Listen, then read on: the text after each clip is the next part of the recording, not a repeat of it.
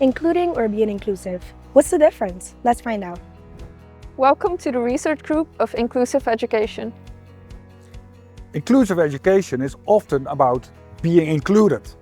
But into what exactly? What if I tell you that inclusive education is not at all about being included or acceptance? Inclusive education is about being inclusive.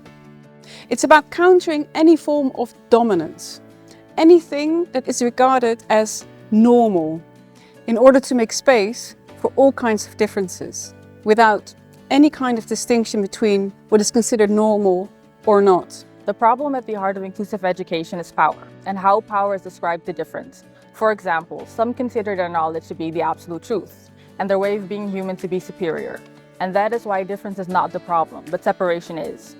Separation makes someone or something to be dominant over other ways of being, knowing, and becoming. Inclusive education is education that makes space for plurality in a sense that it includes backgrounds, perspectives, aspirations, and expectations without making such distinctions. It's education for all, by all.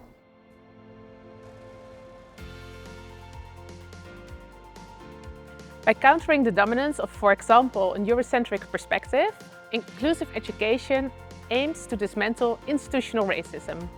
This could be countered, for example, by taking Afrocentric or Eurocentric perspectives as an integral part of our curriculum. Inclusive education is not only about the content of education, it is also literally about access. Who reaches higher education and who doesn't, and for what reason? Who drops out and why? And who is sitting at home? Inclusive education is also about questioning how can we open up the institutional walls of higher education. But what about different forms of mobility? Did they take that into account when, for example, designing a building or organizing educational events?